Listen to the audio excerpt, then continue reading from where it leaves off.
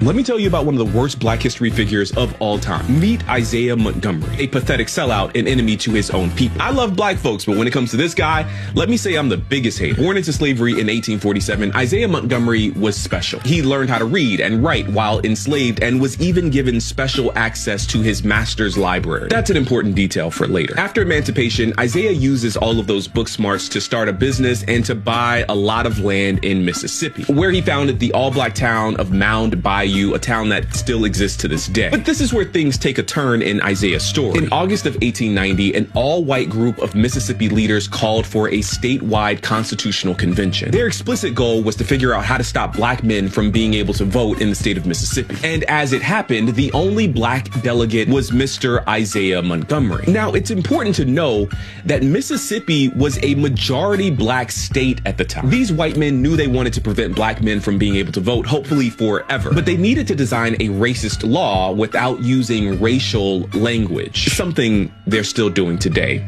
by the way. So in 1890, they came up with this sinister plan. They would create a literacy test. Since only about 40% of Black people in the country could read in 1890, they could use this test for their desired outcome in Mississippi without violating the U.S. Constitution, effectively ensuring that Black men would not be able to vote across the state. And despite that fact, Isaiah Montgomery, a traitor, cast his vote along with white supremacists in favor of the racist literacy test, claiming that his support for the law was to purify the ballot by only allowing literate people like himself to vote. A Black newspaper wrote this about Isaiah Montgomery: "It would be better had such a man never been born, much less have been elected to represent the Negroes of Mississippi." Isaiah Montgomery lived the rest of his life as a darling of white politicians and forever reviled by his own people. One thing's for sure, proximity to whiteness can be intoxicating.